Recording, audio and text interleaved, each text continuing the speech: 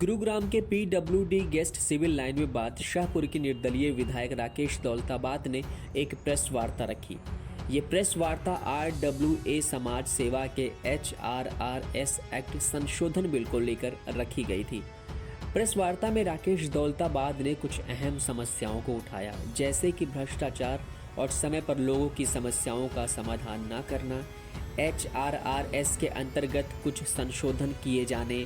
जैसे कि क्लास 1 के ऑफिसर्स की नियुक्ति, समस्याओं को सुलझाने का समय निर्धारित करना और चुनावी प्रक्रिया से जुड़े मुद्दों पर बात की।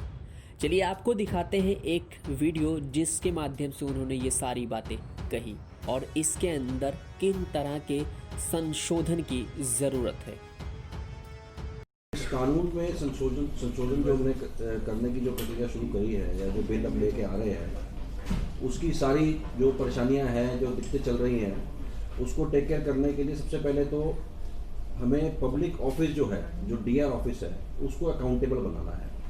यहाँ पे हमें सबसे पहले तो क्लास 1 ऑफिसर जो है उसकी ज़रूरत है। एक तो हमने जो एक्ट में प्रावधान के लिए जो एक लिखा है, क्योंकि एक्ट में पर्टिकुलरली लिखा हुआ है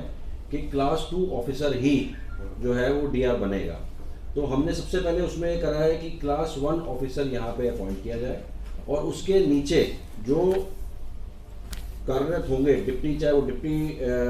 डिस्ट्रिक्ट रजिस्ट्रार हो या असिस्टेंट रजिस्ट्रार हो, जो उसकी मदद करेगा वो क्लास 2 ऑफिसर हो। दूसरा एक पॉइंट इसमें ये एडिट किया है इसमें कि हमने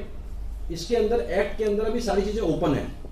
उसके अंदर कोई टाइमलाइन फिक्स नहीं है कि डिस्ट्रिक्ट रजिस्ट्रार ने कितने समय में फैसला लेना है, उसके बाद में स्टेट रजिस्ट्रार ने कितने समय में फैसला लेना है, या उसके बाद में जो डायरेक्टर इंडस्ट्रीज के पास में कंप्लेंट जो पिटीशन जाती है उस पर कितना फैसला का टाइमलाइन है। तो हमने इसके अंदर टाइमलाइंस भी जो है वो फिक्स कर दी है कि डिस्ट्रिक्ट रजिस्ट्रार को 1 महीने के अंदर फैसला लेना है, उसके बाद स्टेट रजिस्ट्रार के पास अगर पिटीशन जाती है तो उसके अंदर भी उसको टाइम लगता, ताकि जो भी प्रक्रिया है वो जल्द से जल्द खत्म हो। उसके बाद जो राइट टू मेंबरशिप है वो सबको मिलना चाहिए। अभी क्या होता है कि जो एक्ट के हिसाब से कॉन्ट्राडिक्टिंग है एक्ट, अभी हमारा HRS एक्ट जिसको हम फॉलो करते हैं, हमारा रजिस्ट्रेशन RWS का जो होता है वो HRS एक्ट के अंदर होता है,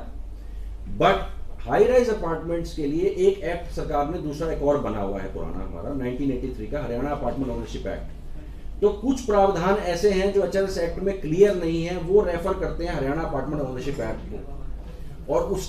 उसकी वजह से क्या होता है कि मेंबरशिप के अंदर बहुत सारी जो है वो जिसे कहते हैं कि कंफ्यूजन आ जाती है कि ये मेंबर आदमी बन सकता है कि नहीं बन सकता, या इस एक्ट में तो ये लिखा है, दूसरे एक्ट में वो लिखा है। तो हमने उसको भी क्लियर कर दिया है इसके अंदर कि जो राइटफुल ओनर है,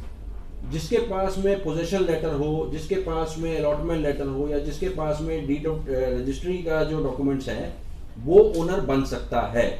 कुछ लोग तो जो रजिस्ट्रेशन की कॉस्ट है उसको बचाने के लिए जॉइंट नेम पे अपार्टमेंट ले लेते हैं, कुछ लोगों का इंडिविजुअल नाम पे होता है। तो अब आपने जॉइंट नेम पे अपार्टमेंट ले लिया,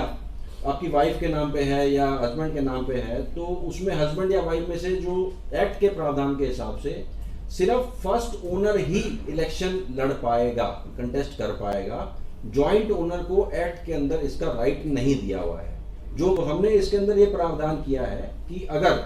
फर्स्ट ओनर चाहे तो वो अपने जॉइंट ओनर को राइट दे सकता है एक डिक्लेरेशन के तौर पे, जो कि डिस्ट्रिक्ट रजिस्टर ऑफिस में सबमिट होगी और वो इलेक्शन कंटेस्ट कर पाएगा। जो कि हमने इसके अंदर एक चीज ऐड की है कि कोई भी सोसाइटी होगी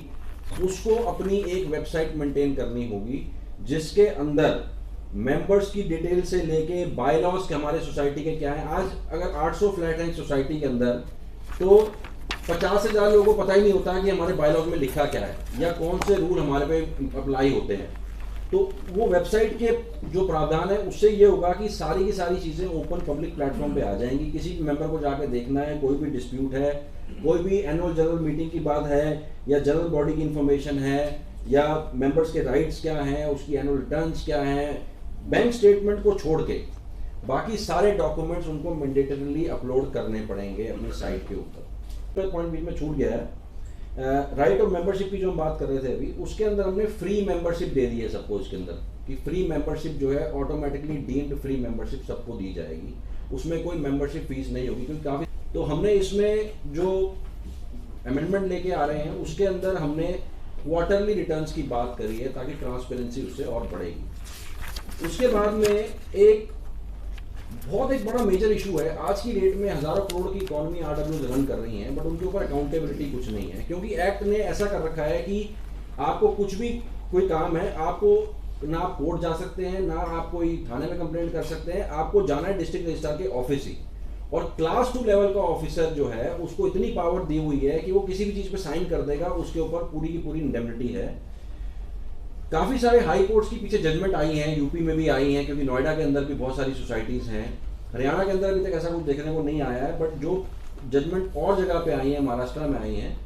उसके अंदर आरडब्ल्यूए ऑफिस बेरर जो हैं उनको पब्लिक सर्वेंट माना गया है, बिकॉज वो पब्लिक का काम कर रहे हैं प्लस वो सैलरी नहीं लेते हैं, तो उनको जो है फाइनेंशियल मैटर्स के अंदर अगर कुछ पाया जाता है कि उन्होंने गड़बड़ी की है, तो उनको हमने इसमें प्रिवेंशन ऑफ करप्शन एक्ट के अंदर लाने की बात की है।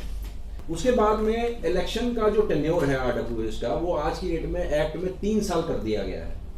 तो हमने उसको भी घटा के 2 साल कर दिया है, क्योंकि 3 साल एक बहुत लंबा टाइम हो जाता है। हमने इसके अंदर ये प्रावधान किया है कि किसी भी पोस्ट के लिए अगर कोई मेंबर इलेक्शन में कंटेस्ट करता है तो वो मैक्सिमम 2 कॉन्जिक्यूटिव टर्म्स के लिए कर सकता है, यानी 2 बार ही वो इलेक्शन लड़ सकता है। जैसे अमेरिका में राष्ट्रपति के लिए इलेक्शन होता है कि 2 बार के बाद वो इलेक्शन नहीं लड़ पाएगा, उसी तरीके से 2 कॉन्जिक्यूटिव टर्म के बाद में किसी को इलेक्शन लड़ने की अनुमति नहीं होगी। उसको दोबारा आना है तो 1 टर्म का गैप उसमें देना पड़ेगा। एक और चीज इसमें ऐड करिए, ई वोटिंग की। आज की डेट में डिजिटल वर्ल्ड है, ई वोटिंग का भी मैंने इसमें प्रावधान किया है। सोसाइटीज अपने लेवल पे डिस्ट्रिक्ट रजिस्ट्रार का अप्रूवल लेके ई वोटिंग की प्रक्रिया भी कर सकते हैं वोटिंग के दिन पे, जिसके अंदर गूगल फॉर्म्स के उससे या ईमेल्स के उससे जो भी एक वो अपना सेट करते हैं उसके हिसाब से कर सकते हैं। लास्ट एक पॉइंट है राइट टू इन्फॉर्मेशन। आज की डेट में काफी सारे हाई कोर्ट की जजमेंट आई हैं। आज की डेट में किसी भी मेंबर को कोई भी आरडब्ल्यू से रिलेटेड कोई भी इंफॉर्मेशन चाहिए तो वो ऐसे इंफॉर्मेशन मांग नहीं सकता, उसको डिस्ट्रिक्ट रजिस्ट्रार के ऑफिस जाना पड़ता है। और काफी सारी चीजों में